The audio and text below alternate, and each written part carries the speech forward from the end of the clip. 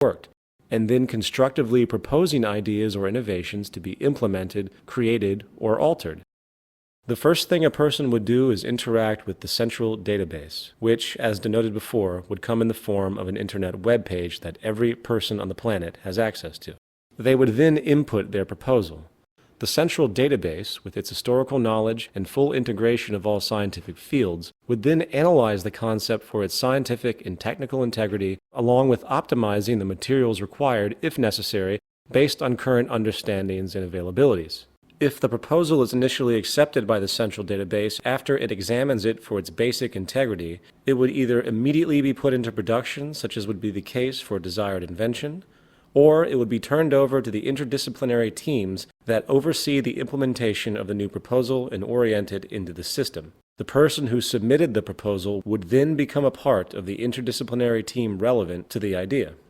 These teams would not be fixed, but constantly revolving based on who wants to participate in a given field and what they have to contribute. This is a true election, based on what a person has done, not what they say they will do.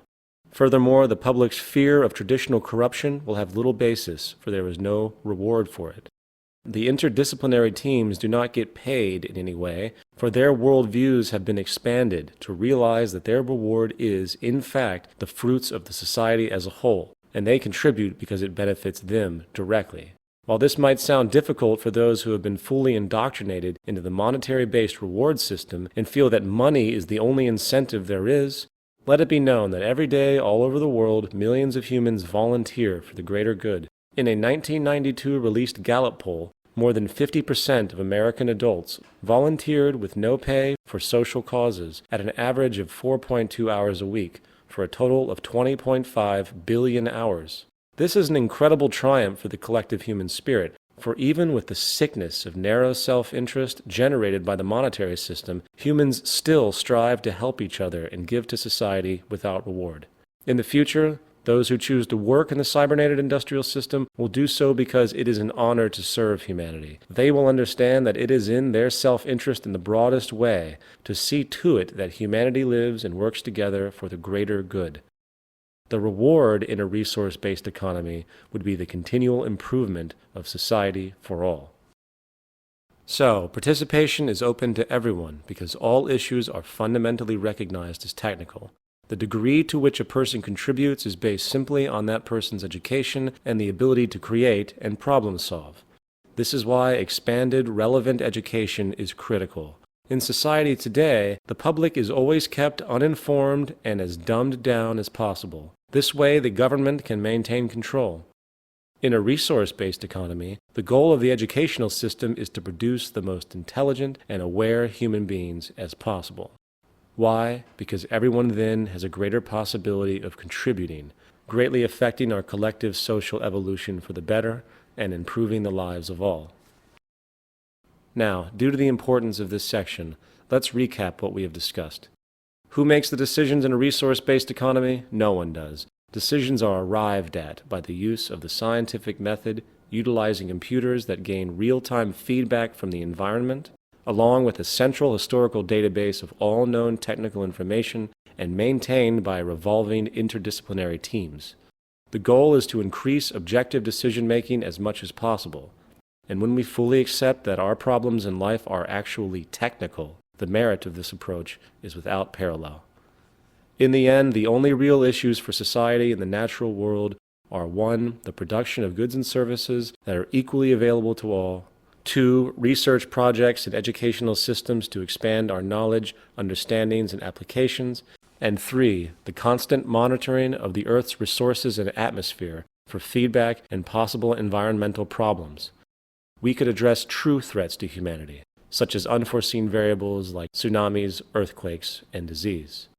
The only real problems in life are the problems that are common to all humans. Cities and lifestyle. In this section, we are going to extend the tenets of the resource-based economy into one of our most fundamental social inventions, the city, specifically the Venus Project's circular city. We will also discuss how people's lifestyle will change in a resource-based economy, likely with values and goals that are profoundly different from what we see today. In a resource-based economy, the cities are designed to be extremely flexible, allowing for constant upgrades and changes. They are emergent, fully integrated systems designed to evolve like a living organism. Jacques Fresco's innovative, multi-dimensional, and circular city designs would use the most sophisticated resources and construction techniques available. However, it requires a fresh start. Trying to fix our current cities are not worth the time, material, or effort. It is much less problematic and effective to build newer cities from the ground up than to restore the old ones. The circular city permits the most efficient use of resources, travel techniques, and general functionality with a minimum expenditure of energy. The geometrically elegant circular arrangement is designed to allow for the highest standard of living in the most productive and efficient ways possible. For instance, the outermost perimeter of the city is for nature-oriented recreation, including lush gardens and parks for hiking and any other outdoor activity. The next intersection is the agricultural belt, using outdoor and indoor agricultural methods so food can be grown all year round. Continuing in, 8 green areas provide clean, renewable energy sources for the entire city. While these energy sources would be region-specific, often these methods will include geothermal, wind, and solar, while those cities close to water will extend to wave and tidal power. The largest of these green areas is also the residential belt. The residences are constructed by extrusion technology and other methods of high-tech prefabrication. The days of bricks and wood being stuck together are no more. Structures of the future will be near-solid units extruded as a whole. All homes and apartment complexes are also virtually self-contained systems. For instance, the outer surfaces of these new structures serve as photovoltaic generators, converting solar radiation directly into electricity. The homes are fire-resistant, require little maintenance, and are impervious to water and other environmental influences. Moving in past the residential district are education, science, and research centers, along with production and distribution centers. Automated inventory systems would integrate the distribution centers and manufacturing facilities in a highly coordinated and efficient way.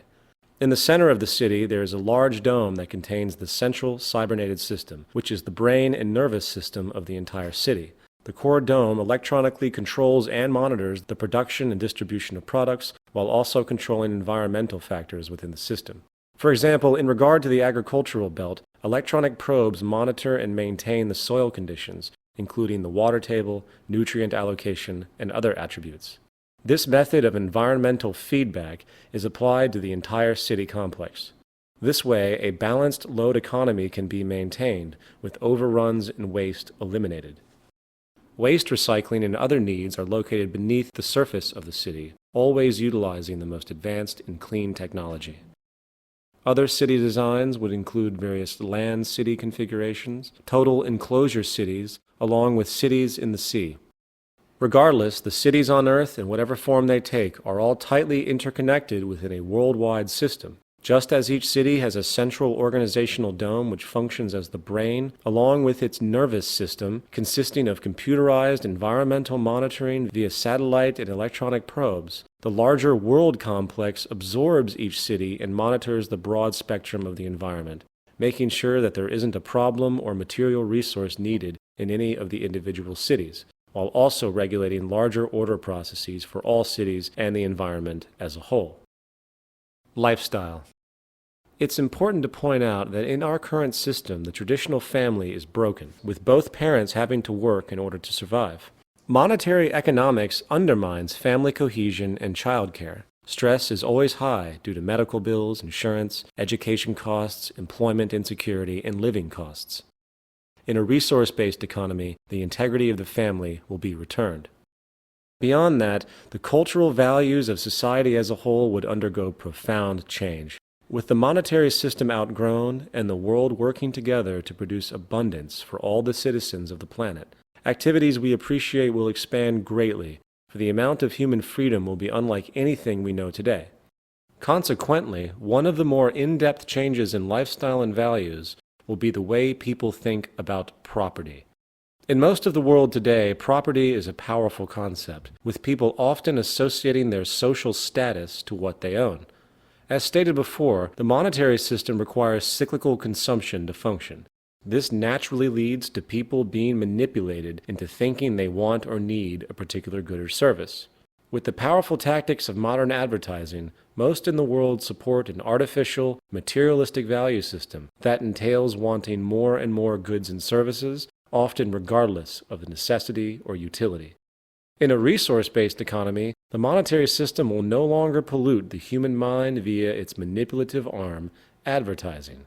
The endless sea of billboards, media commercials, magazines, and the like will no longer poison the landscape or our perceptions. This will cause a dramatic shift in what we find important and hence change our lifestyles. More to the point, in a resource-based economy, there is no reason for property.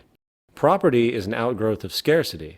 People who had to work very hard to create or obtain a product or resource in turn protected it because it had immense value relative to the labor entailed along with the scarcity associated. Property is not an American or capitalist idea. It is a primitive mental perspective